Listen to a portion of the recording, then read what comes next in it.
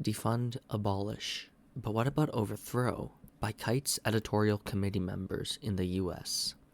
Following the protests and rebellions ignited by the police murder of George Floyd, calls to defund and abolish the police have grown in popularity, mostly among the activist, leftist crowd and the progressive petty bourgeoisie. Some elected officials have given their endorsement to these calls, and the Minneapolis City Council intends to make a considerable overhaul of its local repressive state apparatus. The exact meaning of defund and abolish the police varies considerably, but usually means shifting money away from the police and into social service and community programs. To some degree, these calls represent a growing recognition of the depth of brutality at the hands of the police faced by black proletarians and other oppressed people, with the words structural and systematic in increasing, if unclear, usage. This recognition tends to come through the prism of Foucauldian power relations, rather than a communist understanding of the police. In the latter view, the police under capital's imperialism are a crucial part of the bourgeoisie's repressive state apparatus. Under US capitalism imperialism in particular,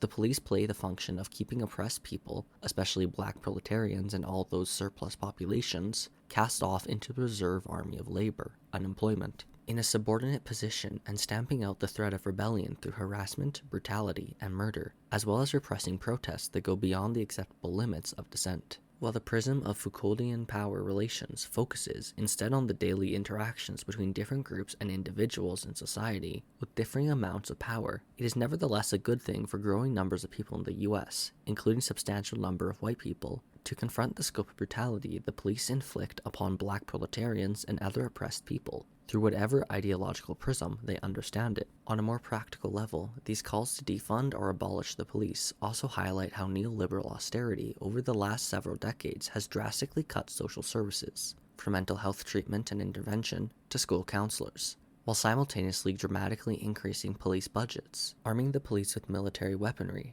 and sicking the police on everyone from school children to individuals undergoing a mental health crisis. So it's understandable that people are seeking funding for the social services that have been cut under austerity by demanding funds be withdrawn from police budgets, as doing so might mean fewer individuals in mental health crises being killed by the police, and fewer black youth being thrown in prison for misbehaving at school. On the ground, it is inspiring and righteous to see high school students fighting to expel the police from their schools. But there are two important contradictions with calls to defund or abolish the police. One, usually they are simply radical-sounding rhetoric masking making reforms to the system of capitalism imperialism that oppresses and murders black people. That's not to say that such reforms wouldn't make life a little better for some people. That's what reforms do. But shifting some money to social services and non-profit organizations who preside over oppression with paternalistic, rather than blatantly brutal methods, will not alter the fundamental nature of the system and the brutality it inflicts on the masses.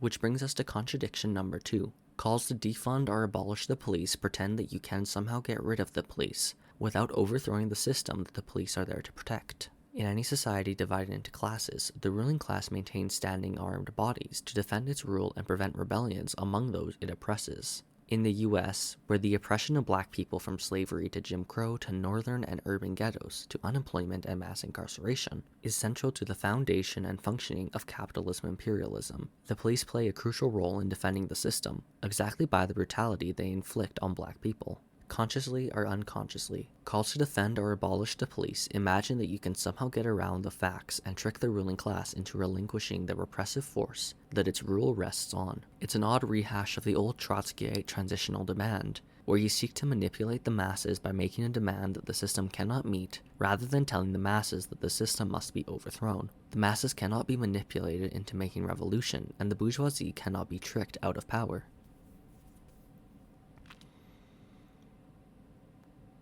Given the explosion of protests and rebellions that has rocked the US, there will likely be aspects of defunding the police implemented in the coming months and years. These measures will sow confusion and bourgeois democratic illusions while keeping the system intact and gluing the smooth functioning of bourgeois law and order back together. Some careerist nonprofit organization activists will secure higher salaries for themselves and funding for community programs that make little difference in the lives of the proletariat. Some social services will be used for things like mental health crises, while the police will be focused on brutalizing specific sections of oppressed people with greater precision. For example, after stop and frisk was no longer official policy, the NYPD targeted youth in housing projects with a vengeance under the rubric of fighting gangs.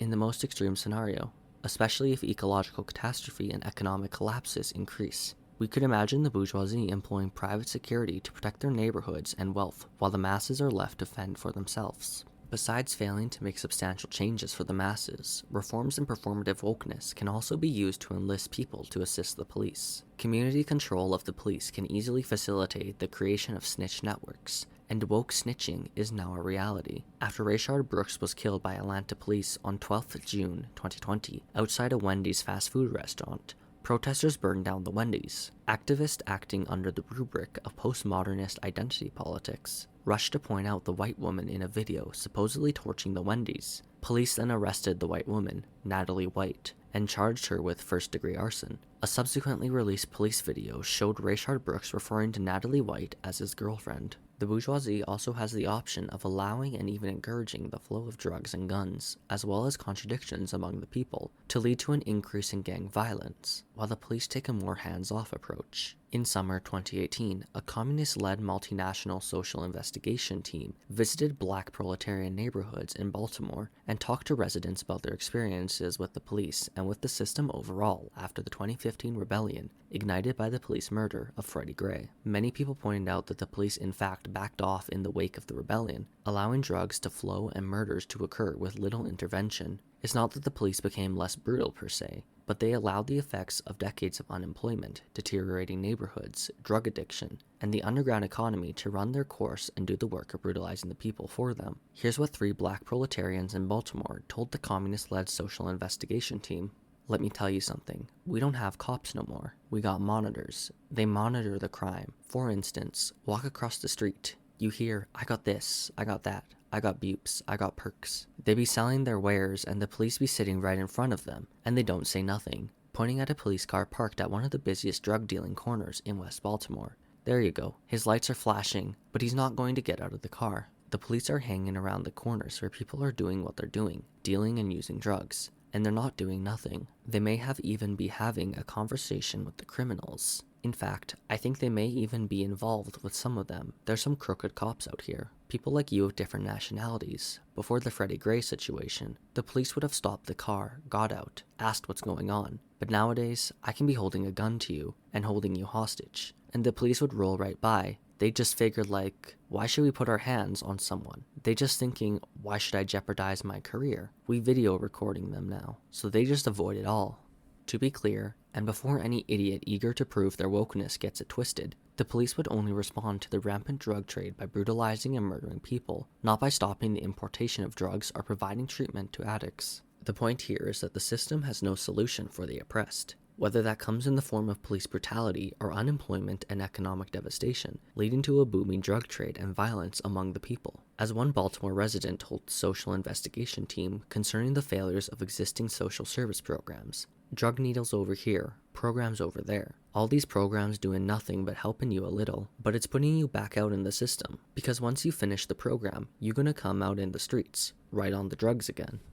A similar scenario played out in Cincinnati after the 2001 rebellion set off by the police murder of Timothy Thomas. A large number of guns mysteriously appeared the summer after the rebellion. The flow of drugs seemed to increase, and murders among the people reached new heights. The bourgeoisie has learned many ways to respond to rebellion, including fomenting gang rivalries and contradictions among the people, and then saying, when the murder rates increase, see what happens when the police aren't around? The increase in murders in a number of cities through the US since the 2020 rebellions could very well be in part fostered through conscious bourgeois policy. This is exactly why we need revolutionary organization with deep roots among the people that can act as a counter to this tactic. Here, we renew the call we have been making in Kites. As Mao emphasized, at the core of being a communist is doing social investigation among and integrating with the masses.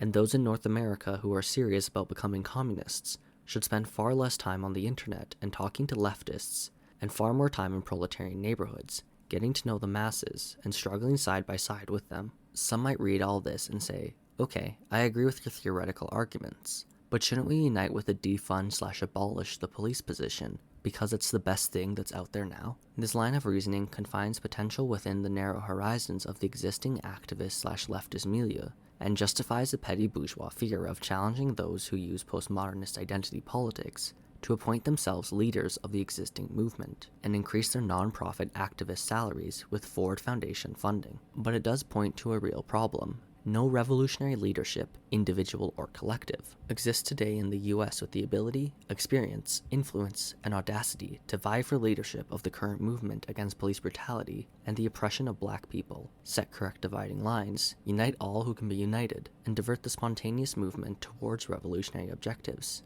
This is what we must transform by training communist cadre capable of acting as such a leadership, including by training ourselves.